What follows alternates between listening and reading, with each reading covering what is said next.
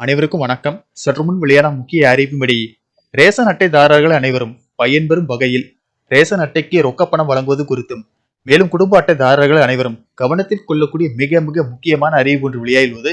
இதை பத்தி விரிவாக நம்ம வீடியோல பார்க்க போறோம். வீடியோவை கடைசி வரைக்கும் முழுமையாக பாருங்க. வீடியோக்குள்ள போறதுக்கு முன்னாடி இந்த வீடியோ லைக் பட்டனை பிரஸ் பண்ணிக்கோங்க. இப்பதான் இந்த சேனலுக்கு ஃபர்ஸ்ட் டைம் வரீங்கன்னா சப்ஸ்கிரைப் பட்டனை பிரஸ் பண்ணிக்கோங்க. கூடவே பெல் ஐகான் பட்டனையும் பிரஸ் பண்ணிக்கோங்க. வாங்க வீடியோக்குள்ள போகலாம். முதலாவது அறிவிப்பாக 2026ஆம் ஆண்டு பொங்கல் பண்டிகை முன்னிட்டு தமிழக அரசு மக்களுக்கு பல்வேறு சலுகைகளையும் உதவித்தொகையும் வழங்க உள்ளதாக தகவல் வெளியாகியுள்ளது. அதன்படி தமிழ்நாடு அரசு பொங்கல் பரிசு தொகுப்புடன் ரூபாய் 3000 முதல் ரூபாய் 5000 வரை ரொக்க பணம் வழங்க உள்ளதாக கூறப்படுகிறது. அதேபோல் தமிழ்நாட்டில் மகளிர் சுய தொழிலுக்காக பெண்களுக்கு 10,000 ரூபாய் நிதியுதவி வழங்கும் புதிய திட்டத்தை தொடங்க உள்ளதாக தெரிவிக்கப்பட்டுள்ளது. இது குறித்து வெளியான அறிவிப்பில் 2026ஆம் ஆண்டு பொங்கல் பண்டிகை முன்னிட்டு அரிசி ரேஷன் அட்டை வைத்திருப்பவருக்கு பரிசு தொகுப்புடன் ரூபாய் 3000 அல்லது ரூபாய் 5000 வழங்கப்பட உள்ளதாக தெரிவிக்கப்பட்டுள்ளது. இந்த பரிசு தொகுப்பு விநியோகம் வரும் ஜனவரி 2வது வாரத்தில் முதலமைச்சர் மு.க.ஸ்டாலின் அவர்களால் தொடங்கி வைக்கப்படும். அதற்கான டோக்கன் விநியோகம் ஜனவரி முதல் வாரத்தில் தொடங்க திட்டமிட்டுள்ளதாக தெரிய வந்துள்ளது. வீடு வீடாக சென்று டோக்கன் வழங்குவதற்கு ரேஷன் கடை ஊழியர்கள் மூலம் திட்டமிடப்பட்டுள்ளது. இந்த டோக்கனில் குறிப்பிட்டுள்ள தேதியில் நேரடியாக ரேஷன் கடைக்கு வந்து பொங்கல் பரிசு தொகுப்பு மற்றும் ரொக்க தொகையை பெற்றுக் கொள்ளலாம்.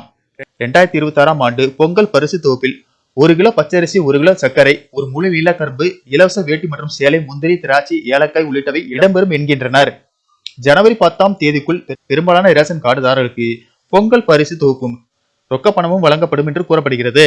அடுத்த அறிவிப்பாக EKYC கட்டாயம்.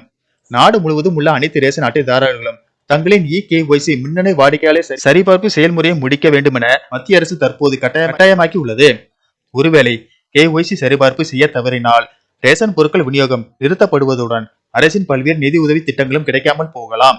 எனவே அரசு வழங்கும் உதவிகள் தடையின்றி கிடைக்கவும், பொது விநியோக திட்டத்தில் வெளிப்படை தன்மையை உறுதி செய்யவும் இந்த ஆன்லைன் சரிபார்ப்பு முறை பாதுகாப்பான மற்றும் முக்கியமான வழிமுறைகளாக கருதப்படுகிறது. தற்போதுள்ள நவீன தொழில்நுட்ப வளர்ச்சியால் பொதுமக்கள் ரேஷன் கடைக்கு செல்லாமல் வீட்டிலிருந்து மொபைல் மூலம் EKYC முடிக்கலாம்.